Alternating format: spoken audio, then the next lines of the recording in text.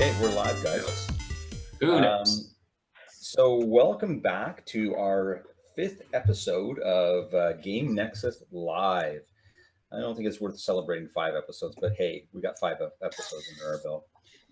I think that the most celebratory thing should be 10 episodes. Once we hit 10, we'll have like a little mini hurrah. And then every 10 after that, we'll be like, yes. And then when we hit 100 episodes, we'll have like then we have celebrities on. Yeah, exactly. Hopefully one day we'll actually be in a room all together doing these, which would be kind of cool. So I'm your host tonight, Dwayne. We have Stuart and Josh joining us. Stuart is our tabletop manager, our lead of the tabletop division. Josh handles all our video production and is my confidant as far as running the business. I don't know if confidant sounds good. It sounds kind of sleazy, but it sounds, yeah, it'll work. Don't worry. Yeah, exactly. So we are the Game Nexus Live team. So our weekly podcast happens on Sunday nights. It is made available at that time to view live. It is also available usually the following day, if not the day after. So we have a weekly content cycle that kicks in every day at noon. You're going to get a smattering of video game content, tabletop content, all sorts of stuff on our YouTube channel. Game Nexus Live is part of that. So you might see it on the following day that we do it. So tomorrow possibly. And then if not, it'll make its way out in one of those days that we have scheduled for content. So we don't lock that for you guys. You can actually just, catch the archive immediately. So what do? We talk about games. Typically every podcast, we will talk about a video game related topic. And then we will also discuss a tabletop topic. And you can expect, as always, things to go sideways, left, right, up, down as we get off track and get back on track again. Stuart's the biggest culprit for that because he takes us off track and then I have to like grab him and strangle him and bring him back into the conversation. Yeah. So that's usually what happens. So yeah, that's the Game Nexus Live, and we hope you've been enjoying all the episodes thus far.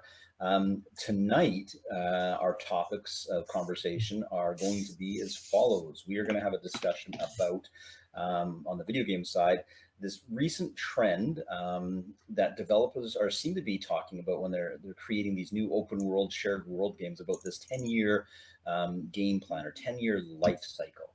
And this all kind of started when Destiny first came out. It was the first time I had actually heard of a developer going on record about a game having a 10-year lifespan. And at the time, I kind of thought that was, kind of odd. So we're going to digest some of that and talk about it and pull it apart and dissect it.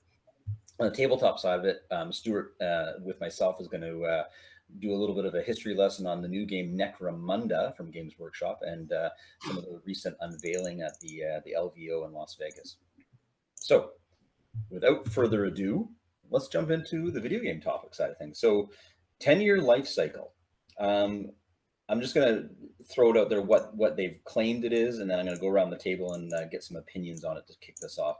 So again, not picking on Destiny, but starting with them. Bungie announced this Destiny game and everyone was excited and they said it's going to be a 10-year cycle. And I blew my mind. I'm like, I've never heard of them out of the gate telling us that they're going to support the game for 10 years. It's like, whoa! But the question that came up was, well, what does that exactly mean? Like, does that mean we're going to buy Destiny and we don't have to buy another one for 10 years because they're just going to keep giving us content, sort of like an MMO, World of Warcraft, EverQuest kind of thing? Because that's what it sounded like to me. But then as the sort of the time went on, it became very clear that, there's a lot of chatter after year one that there was only more or less 1 year of content per se and updates and such. And then the chatter about a sequel started coming out. I'm like, okay, now here we are. We're back to this whole Call of Duty type idea where they're going to sell us sequels, and that's their 10-year plan. So can we expect to get, 5 Destiny games, over the course of 10 years? So I'm gonna go right off to you, Josh. You're familiar with the announcement when Destiny came out, obviously, just like I was. What was your original, interpretation of that statement when they made it? I'm gonna state by comparing basically that to World of Warcraft. I think the problem with a lot of games, with Destiny or The Division or any one of these games we're trying to make it last, they're not rich enough with content, in my opinion. Well, And that's first tell me what was your first impression, like just to start at the beginning, like when you heard that, were you right off the bat going, nah, that's not happening? Or did yeah, you? I don't think it was I thought it was such a bad idea just for the simple fact that, like I said, it's just not rich in content. I mean, think of World of Warcraft when you think MMOs, you think big, like you've got to be exploring, you got to put hours, there's different classes, different everything. But keeping in mind that announcement came before anybody got a handle on the game. So in theory, we really didn't know that the game wasn't going to be rich in content. Like I literally thought when they said that this was going to be World of Warcraft in space. Like I thought we were going to get a first-person shooter MMO where they were just going to give us expansions. See, I knew kind of off the bat that it wasn't going to be, just by the simple fact that when you've got your giant MMO and the whole premise of the game, say, are 10 years, is to get you playing for 10 years, they're not just going to do like, okay, thank you for your $60, $80, whatever. Right. Just play it for 10 years. You knew that it wasn't going to be that content rich. Right, because of the fact that we were paying $69 for the core game. If it was going to be a 10-year plan, we wouldn't be paying $80 for the game and another $50 for the season pass. Like, imagine if you played World of Warcraft and you just bought it for $80 up front. You're like, I'm done. I just get to play all this content, all these different classes, servers. Right. So you knew when they made the announcement, it was not going to be what we expected. What about you, Stuart? When you heard Destiny's announcement, I know you had an Xbox 360. So did you ever play Destiny on the 360 when it launched, or no? No, I did not have a 360 when Destiny launched. Okay. Did you hear about that sort of statement that they made at the time? From you, yeah. I don't know. Destiny kind of just has not been my thing. I just was not enthralled by it as much as some others. So let's take it away from Destiny then, and just overall. So fair points. This seems to be now a statement that is becoming more and more common, and part of me is seeing through it and seeing that they're using this as a marketing buzzword, right? And the next game to come up to use it was The Division, and Ubisoft threw that out there, going, well, hell, if Destiny's a 10-year game, we're a 10-year game, and most recently, Electronic Arts has gone on record to say Anthem is a 10-year game, which hasn't come out yet. So I think they're starting to use this 10-year game as a marketing bullet point to people who are expecting these games to be great and want to play these games for a long time. I mean, they're just throwing it out. I mean, there might be a decade of content, but you're going to be paying for it. Yeah, and that was sort of the one thing that threw me is as we really don't have anything to go on besides Destiny, but Destiny now, 2 years into the launch of the first one, they've made a sequel to the game.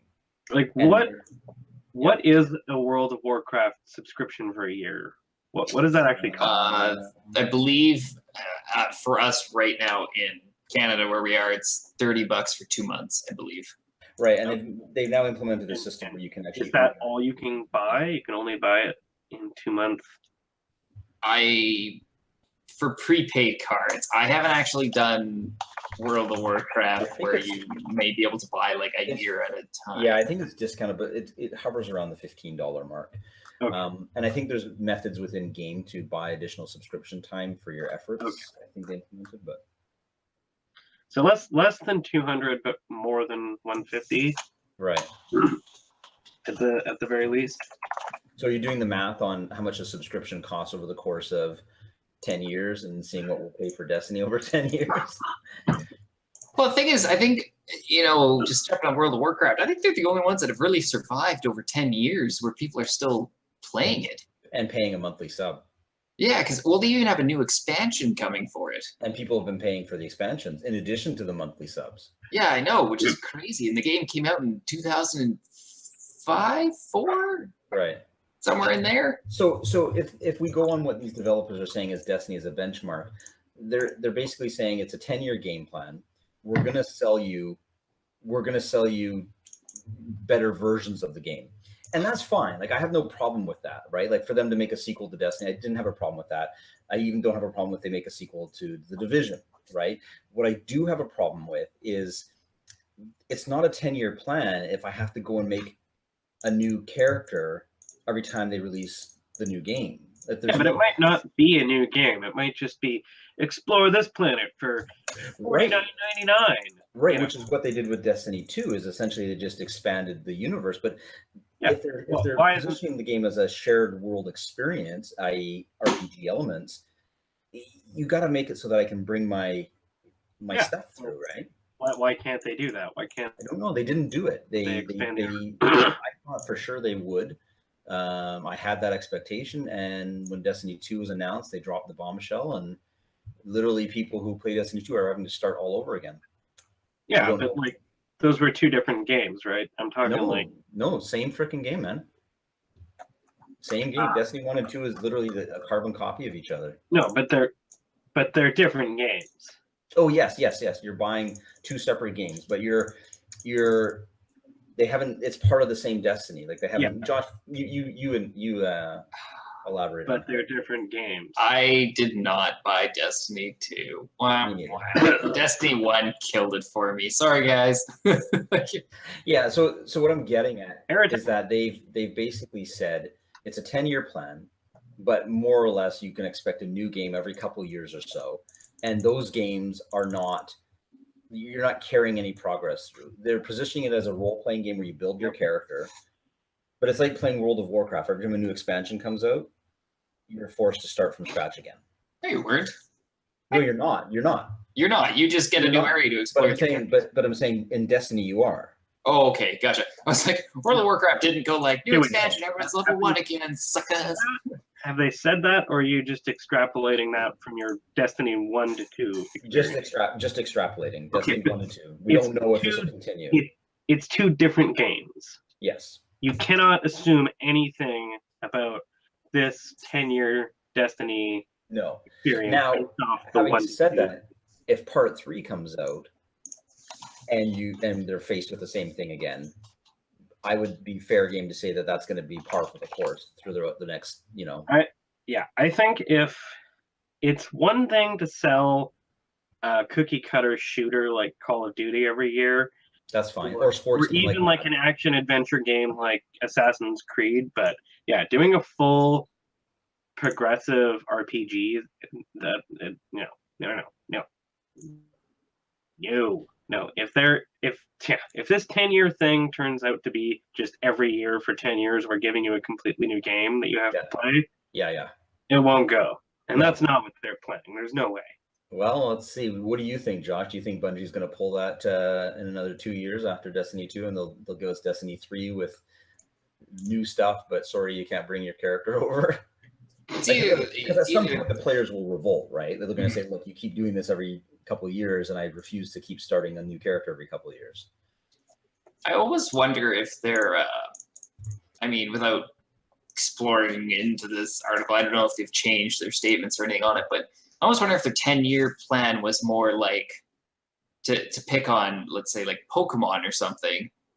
They're different games, but you got to experience Pokemon for 10 years. We're gonna develop Destiny content for 10 years, whether that be exactly you played Halo 1, Halo 2, Halo 3, right, and then say they wrapped it on Halo 4. Go, here's your 10 years of Halo. You enjoyed the multiplayer. You enjoyed this. We're done, kind of thing. They're not really telling us what we're gonna experience over 10 years. They're just saying for 10 years we're gonna make Destiny, Division, and Anthem content. So this open-ended promise. Yeah, whereas I think they're twisting it. I get what you're saying, because then at that point, any developer can say they have a 10-year plan. Yeah, right. Our company's going to be around for 10 years, guys. Yeah. So I think what it comes down to is I think that new statement that these developers are making, it seems to me like they're saying it to reassure the community that, hey, we're backing this product. We're going to give you a 10-year commitment, and then we can't guarantee anything after that. After that, just prepare for us to pull the servers. It's over. Yeah. It's kind of a weird statement. I get it, but I was kind of disappointed with how Destiny ran. And the reason why it's coming up now is, Doug and I and my brother and I, we played, and you as well, right? We played the Division. Mm-hmm. And here's an interesting point though, and Rainbow Six falls into this as well, and I'll bring that in, is the Division now came out, 2 years ago, I think? Oh gosh, I don't even know. Yeah, do the date check on it. But here's the difference between the Division and Destiny. I'm not comparing the games, and I'm not saying one game's better than the other, but the way that they're going about it. So the division sold us the game, sold us a season pass, and they also made the comment about it being a 10-year experience or a 10-year commitment to the franchise. They sold us the season pass, they sold us the game. So that was year one. They hibernated for a little bit to fix the game, and then they announced a full second year content. So I don't know the whole time frame of when the game came out. The game came out in 2014 or 15, or sorry, 15 or 16. Did you get the date on it? It is 2016. We're almost at 2 years. In March will be. Okay, March will be 2 years. Okay, so they're giving it to us for free. So their second year content plan is actually rolling out in the form of updates and additional content. I guess the question with the division is now in March, will we see an announcement of a sequel coming? So I think hopefully Ubisoft actually, you know, does it and keeps it rolling, but I think we'll see a sequel. Stuart, I know you haven't played The Division, and have you played Rainbow Six? No, I like Siege. Yeah. No, I have not. Okay. The reason why I brought Siege up is what they're doing is they're going into year 3 content. So it's not a role-playing game, mind you. It falls into sort of a Counter-Strike style game. But again, you know, conversely to what Destiny's doing, they're actually going and giving us more content way past the original launch date of the product. So do you think that varies from a role-playing game, or do you think like all these developers should maybe adhere to a longer gestation period for these games? Like in terms of the development? Well, just not development, but like once it's in the wild. Like I guess the ultimate question I have now is a lot of these games go out and they're great. Should we see a trend where these developers are supporting the game that we bought longer than just jumping on the sequel bandwagon a couple years in? Not necessarily. And I think it's really unhelpful to speculate that you will do that, even if you don't actually have any intention of doing that. Right. So don't throw the comment out there. Yeah, like don't just use it as a buzzword to make sales. Right. Which is what it feels like they're doing. I don't have a problem with Call of Duty having, you know, a 1-year cycle, because that's how they do it. Mm-hmm. Or like Halo, you know, would have like like a year of DLC maps and whatnot for multiplayer. Mm-hmm. You know, I'm okay with that. Like, that's okay. Yeah. Josh, what's your thought on how long these games need to live in the wild before we like? And again, on what's your opinion on the 10-year? Like, do you agree with Stuart in that it's kind of a hollow promise? And then on top of that, do you think these games need to live in the wild longer? I would, answering the two-pronged on the first one, 10 years I just think is a bit unnecessary for games, especially if they're not an MMO. It's just, it's too much. Right. And then on the flip side, I don't like the 10-year plan, just because, once again, going, like, they're so hollow, there's no content. Like, imagine, take any game you want, say Gears, Call of Duty, Halo. Could you imagine playing that game for 10 years with the amount of content they actually produce? Right. And the thing is, I feel like they would try to stretch the content out to last 10 years that would get bad games and everything. Because, I mean, I'm hyped for it. Like, Detroit Become Human is going to be good because they're focusing so much on a story and making this great game. Of course, they can still bomb. This is free speculation here. That it's going to be grand. Where all these games like, say, Division, all these things are just going, how do we make this last 10 years? Instead of going, let's make a great game that people want to play for 10 years, they're going, how do we make this last for 10 years by releasing content left, right, and center? Hopefully we'll keep going. Wouldn't it be better for them to not make a new game from scratch? Like, build the platform, like build the Division or the Destiny game, and then just spend the money on giving us like what you just said, giving us good content? Like, isn't it really not a good cost way to go to just build a whole new game? Like, you'd think it wouldn't be a good idea, right? You'd think they could build a platform and plug in the content and spend lesser amount of money on the expansions than developing a whole new game. See, I'm a believer that I think we should be making new games, and I'm sure when I'll bounce back to like the 360 GameCube kind of era. There was some unique, great games that were coming out with great stories, unique multiplayer. Nowadays, things are in cookie cutter molds. We're seeing, I think they've announced that they're going to make like a Halo 6. We're at Gears of War 4. We're at Final Fantasy 15. We're at... Right, so we're going into sequel madness is what's happening. We're just constantly just regurgitating. I mean, I don't even have to start with Nintendo with like Mario Golf, Mario Kart, Super Mario Brothers, Mario Party. So what you're saying is rather than a 10-year plan on an individual game, you'd rather see these developers come up with some new games and new content and stop relying on an existing franchise. But the nostalgia machine, Josh. Oh gosh, I hate that. And the fact that now that we've left, Xbox 360 behind, we're getting the HD remakes. I'm like, we've changed nothing, but it looks slightly better. Yeah. You're welcome, guys. $80. That's a total topic for another day because that was just a huge cash in and it's still going on. Oh, it'll still keep going on forever. Yeah. Gosh, they just announced that they're going to release the Commodore 64, like the NES Classic and the SNES Classic. Yeah. No, it's so I agree. On the point of the 10-year cycle, I think it definitely is a topic we could go on and back and forth on. It's going to happen because we have Anthem coming out in March, I think, which they've announced as a 10 years plan. And I think other developers who make these open world games are probably going, how can we stretch out, and get money for 10 years, right? And I don't even want to mention loot boxes because that'll just get the whole. Oh, that's like a trigger right there. I will like. I'm baiting loot boxes. You're playing with forces you don't know. So.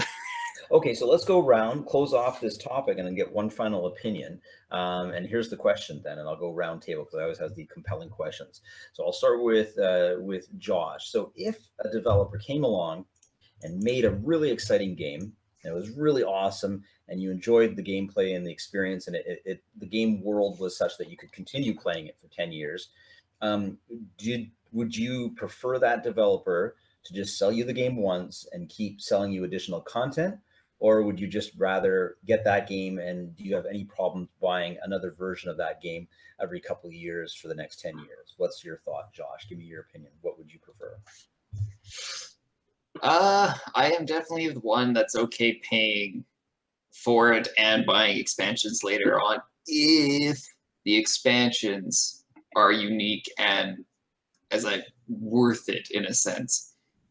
And to me, for example, picking on like Call of Duty or Halo, nothing worse than you went out and bought, your latest game, and then you look at the DLC, their new maps are just regurgitated from the old games. They're like, look, we brought back your favorite maps, give us more money. That to me doesn't give longevity to the game. It's nothing new, nothing creative. So as long as that expansion, extra content is extra content that adds hours of gameplay, I'm totally fine buying more. Okay. Now this is the real kicker right here. Stuart, if you're playing a game, and let's zero on something you're playing now, PUBG. If the PUBG, I think they're even called the PUBG company or whatever they call themselves. It's PUBG Enterprise, isn't it? PUBG Enterprises, yeah. If they said, hey, here's PUBG, would you prefer to have a PUBG sequel, or would you prefer to just to have bought in PUBG once, and for them, because the benefit of coming out with a sequel, and I didn't address this, is that the developers now have an opportunity to go back and improve the core game, right? Because it's hard to fix games, some core elements of the game, when you're not redoing the game, right? So expansions don't necessarily fix the core game. They just kind of layer stuff on. So how would you prefer to see it happen on your favorite game of PUBG? Would you want expansions, or do you want a new one maybe in a couple of years when it's a little bit better graphics and better gameplay? Well, I mean, the moment you see new game, it means you start from the beginning, right? So like, depends on the experience you want. I would prefer really good games that get expansions that don't need fixing. Right.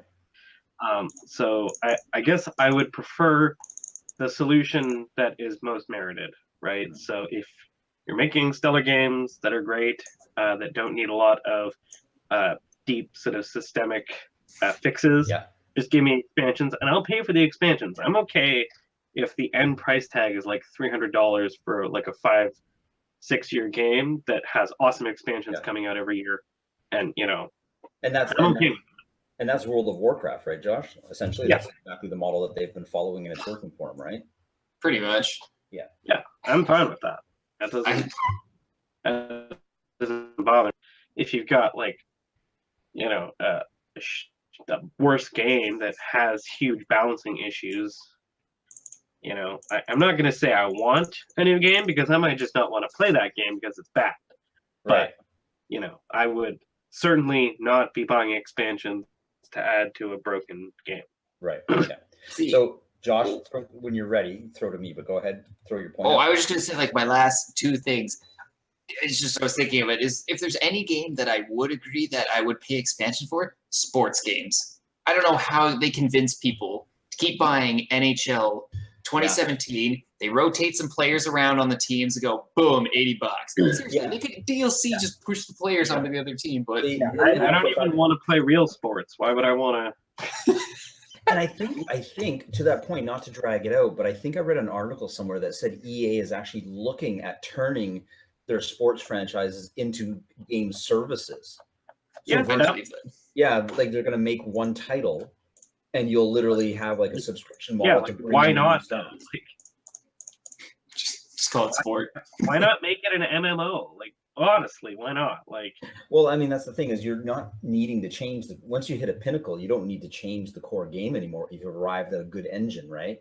Yeah. Just make it into a service where every year you pay X amount of dollars to get new characters or new players, right?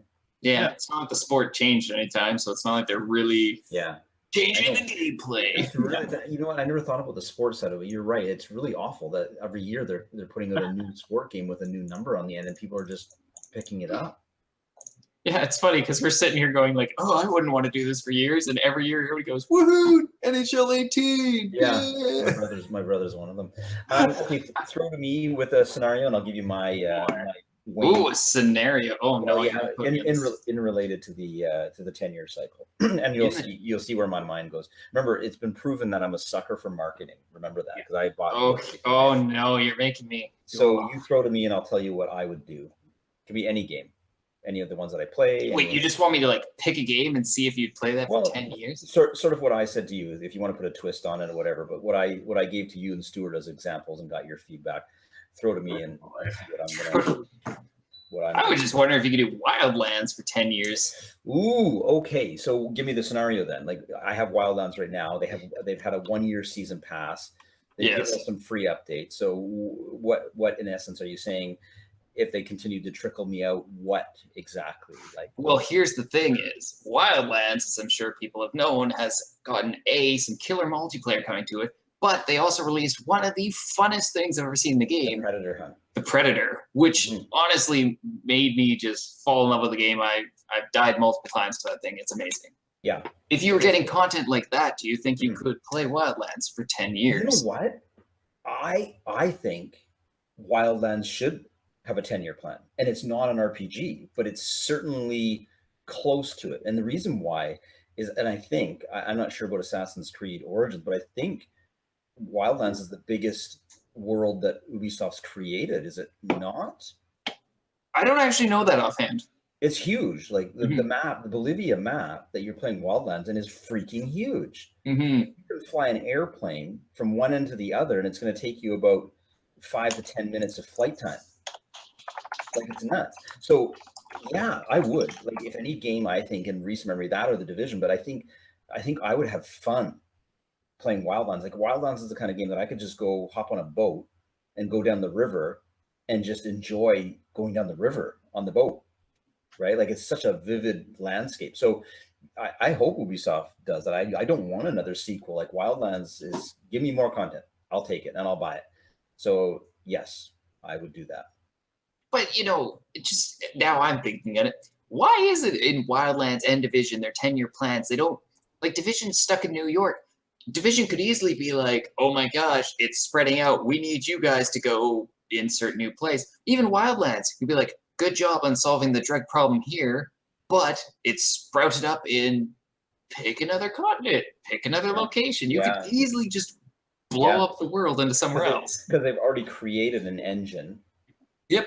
And like Stuart said, it's the core foundation, right, is already there. Yep. And it's not broken. Nope. So, and World of Warcraft does it. So I guess it comes back to the question again is, do you guys want to see the same game living in the wild longer? Or do you just want to see a new version of that game as technology increases, blah, blah, blah, blah, blah? It's the question. Really came down to if the content is the Predator and just like the Predator and Wildlands and they expect $80, no. But if they were to release, say, the whole continent of North America or something and doing in there, then it's like money worth it. Right.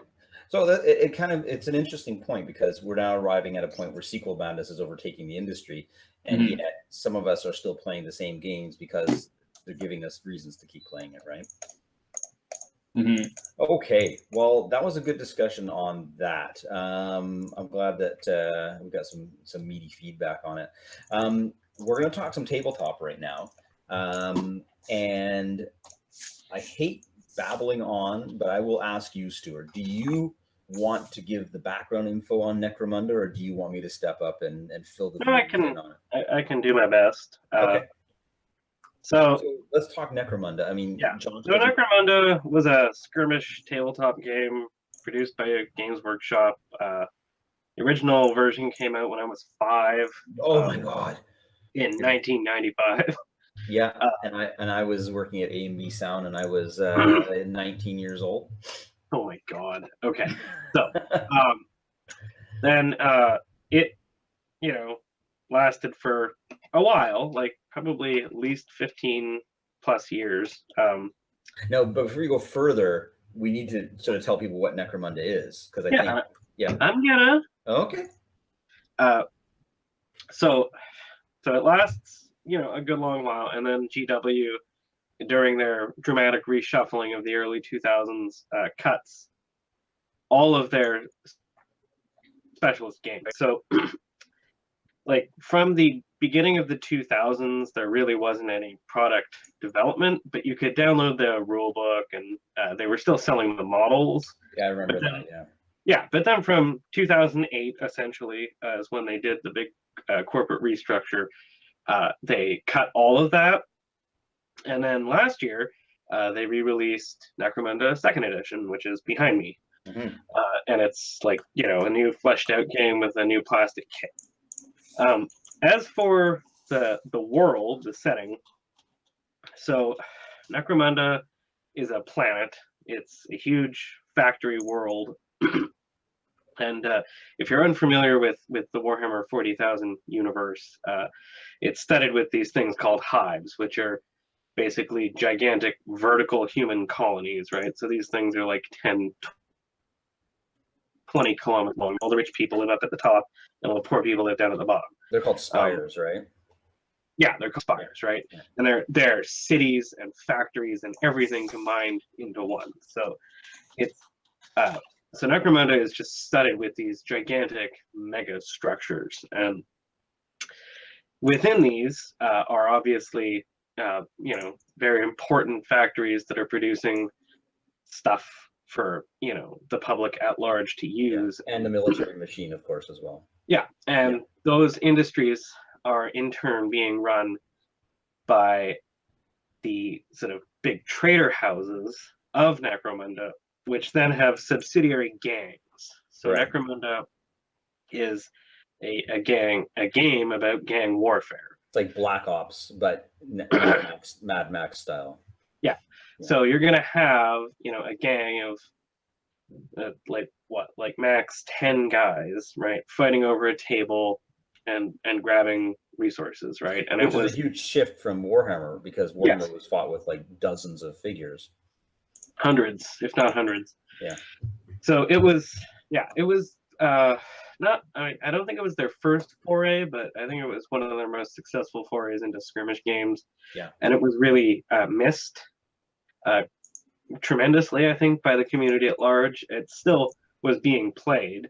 Yeah. Just no new models were being produced. So essentially, old models were just being recirculated periodically. Yeah. And it had a following, and it just took off because it was so different. It had a progression system. You actually modified your characters. Yeah.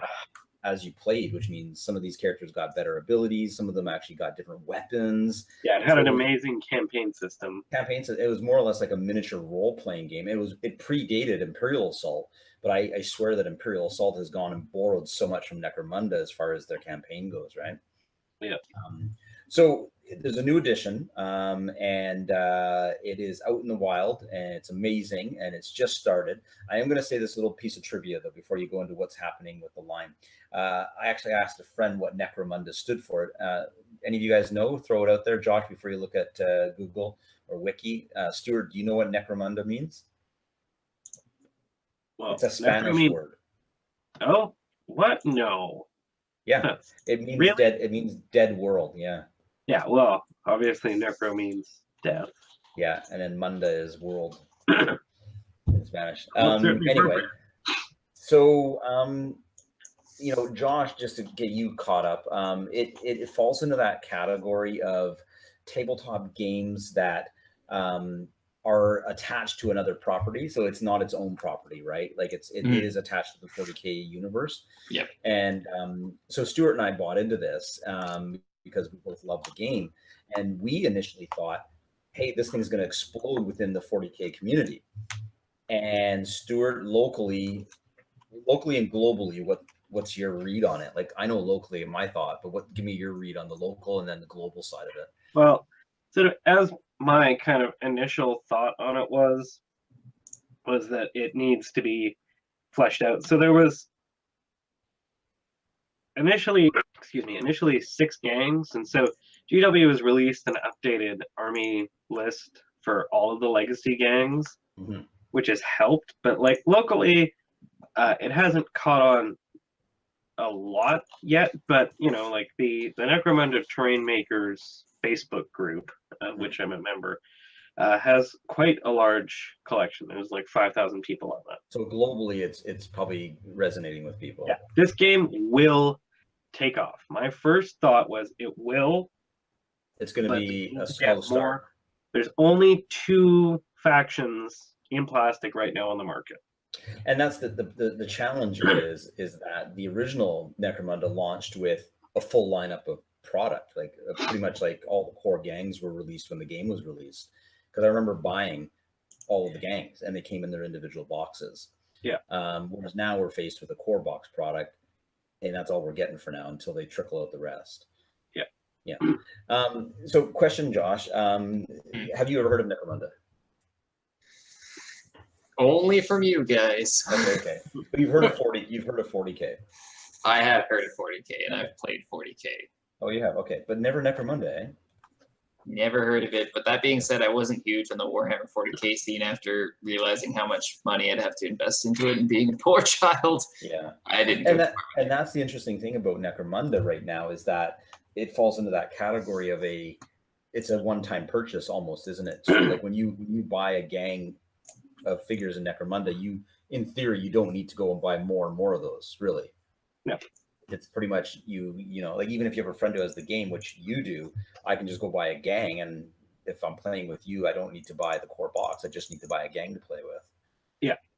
So there is no troop system, I guess, Josh, is what I'm saying. So like when you look at 40K, it's got a never-ending amount of figures you can buy. With Necromunda, you can buy a gang of 10 figures and you're done.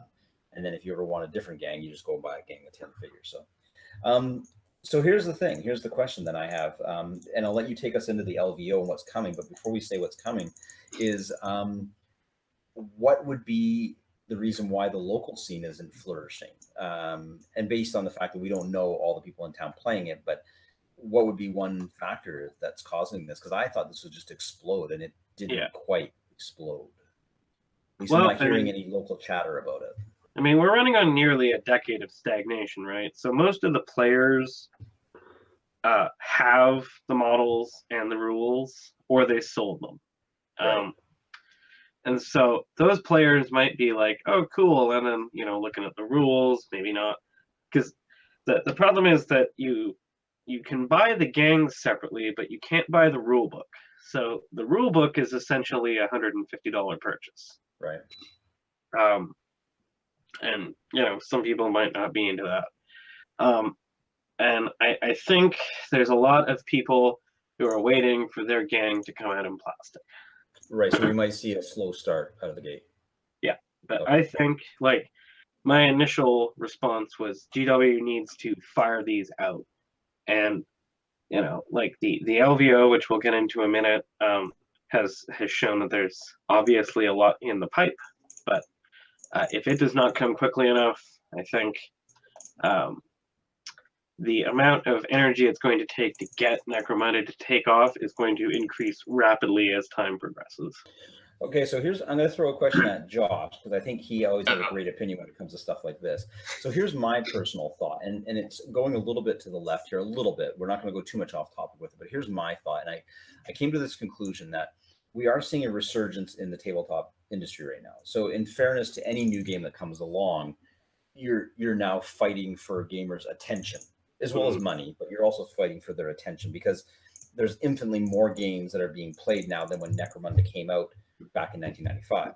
Mm-hmm. So I think I attribute some of its lack of, and any game, because I'm facing the same thing with Aristea, which was an Infinity offshoot, and I thought the Infinity themes, people would just be gobbling it up, and they're not. So I think one problem is that you're seeing that people have a lot more choice, right? But this is the question I have for you, Josh, is do you think there is a thing going on where these gamers have got blinders on? And for example, we always pick on X-Wing or Star Wars franchise games where they've got their blinders so laser focused that it doesn't matter if a great new game comes along. They pretty much, and this isn't financial reasons or time constraints, it's just purely, I don't care what's coming out because I'm only playing this game and it's amazing. Like, do you think gamers have gotten to the point where they're just focused in on this one that it's hard to get their attention now? Ooh, this is tough because I'm not really in the scene, but I would say so. It seems more so. I remember definitely before it used to be a huge thing to be in tons of things and you knew so much. Now people are very, this is all I do because this is what I do. Yeah. And people will spend hours, months, weeks perfecting it. Right. And that's all they do. And same with video games too, right? Oh, 100%. Right, and I don't fall into that category, and I've been chastised by friends and family for being the opposite of what you just described. Yeah. Right. So, Stuart, like for example, what is your thought based on what I just asked Josh? Would you agree with Josh, or do you think it's just, no, the gamers are just, waiting for better stuff to come out, and that's why they're not picking up on this new stuff? I mean, yeah, I think I've probably said it before, but like market saturation, it's basically a problem everywhere, and yeah, it's there's a lot of games. Like, just before Necromunda came out, they released Shadespire, which has been getting a lot of hype for. And it's also a Games Workshop game of their own. And it's also a Games Workshop game, right? Right. So these and if we go back to Fantasy Flight, they themselves are doing the same thing where they're just bombarding their own fan base with more and more selection, right? Yeah, I mean, like, in all honesty, about 3/4 of the games that are on the market right now didn't exist 10 years ago. Like, it's been such a rapid increase. Like, so that's what's forcing these gamers to have a laser vision. Sorry. No, you go. Okay. Basically, what Josh said, how they've got this blinders on, or he agreed with me, because there's so much. These gamers are probably bunkering down with the one game. Is what the side effect of this is. They're choosing not to look at all this stuff because there's too much of it, is what you're thinking, and they're just staying focused on the one that they play. I would say so, 100%. People are, but I mean, it's happening in everything right now. I mean, video games side, it's like the PUBG effect, like we were talking about last time, is people are just playing that to get the chicken dinner.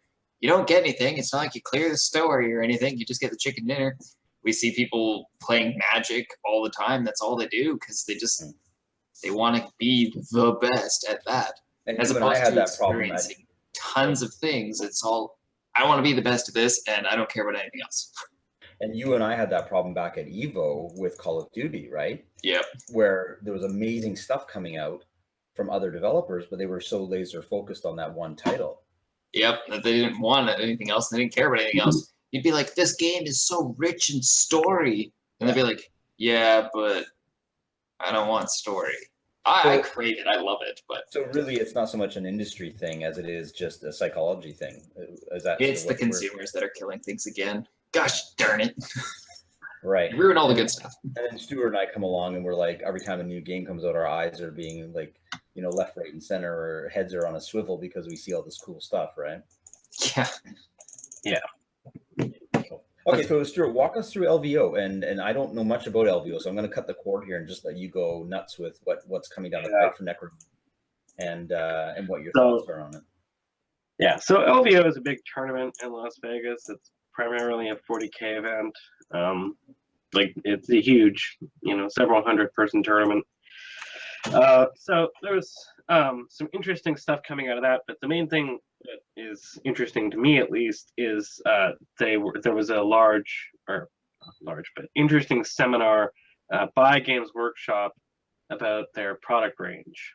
Yeah, I saw some slides. Sort of forecasted product releases.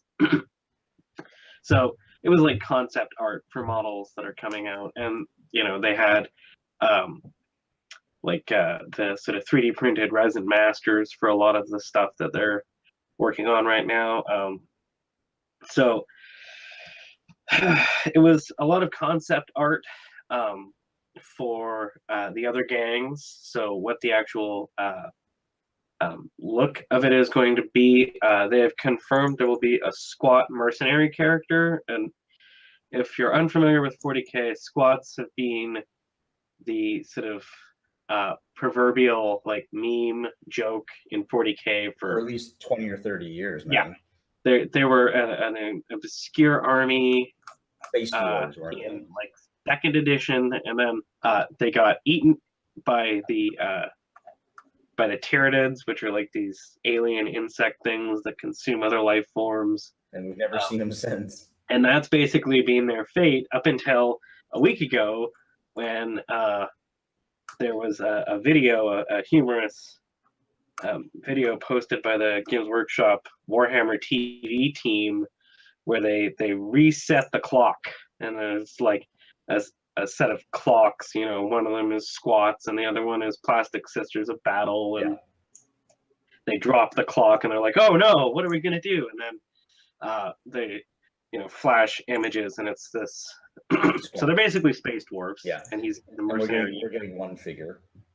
For now, anyway. Then there's so the interesting thing was there seems to be some sort of like overlord or like command character unit for each gang, which is basically going to be like the upper level management kind of character. And you know, like if you've never seen the game before, this is less like Mafia and more like just the most colorful. Like think the Warriors, like 80s. Yeah. They're just wild, right? It's so don't think about this like Boardwalk Empire. This is not that. This is so it's not refined. Circus, like not refined boardroom meetings going on. Yeah. New.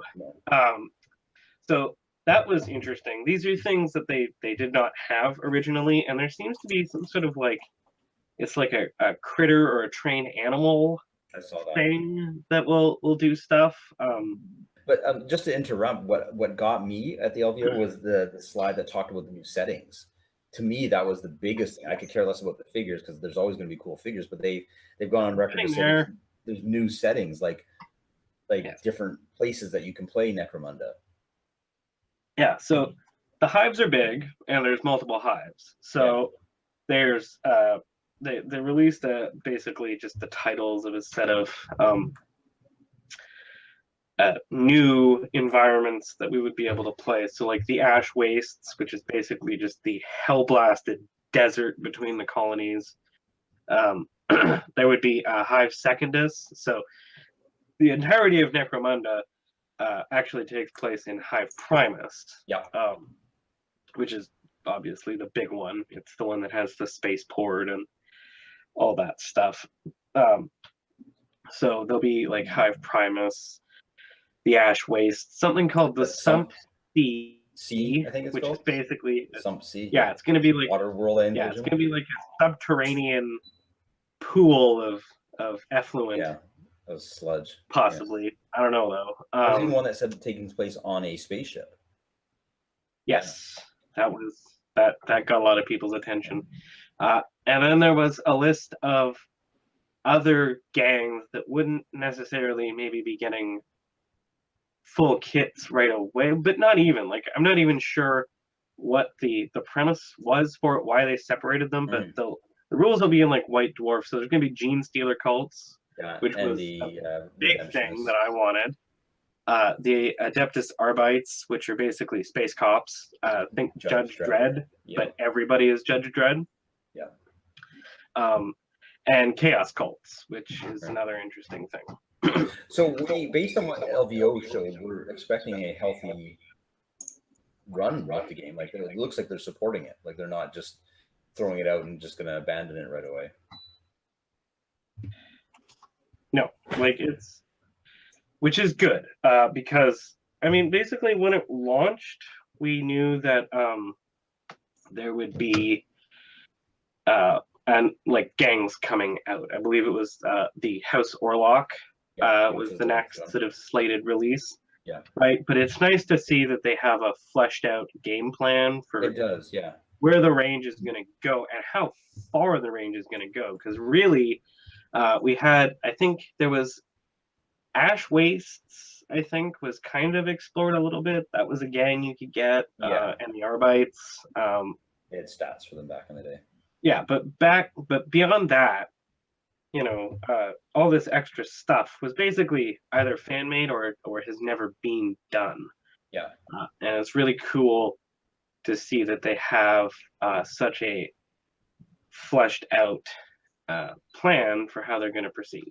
And the funny thing you say about that is I'm getting a lot of, you know, nasty comments on my YouTube video that I did a few weeks back about how I'm not going to be getting into Star Wars Legion, and my sticking point on that video was I'm not buying into this product with what they've shown me the range is going to consist of, which on my opinion is that the Star Wars Legion game has barely got anything that they're showing. They're showing a few different troop types and nothing, right? And if the hate comments are, you know, no company shows you anything, like, stop being an idiot. Like, people are getting pretty vicious.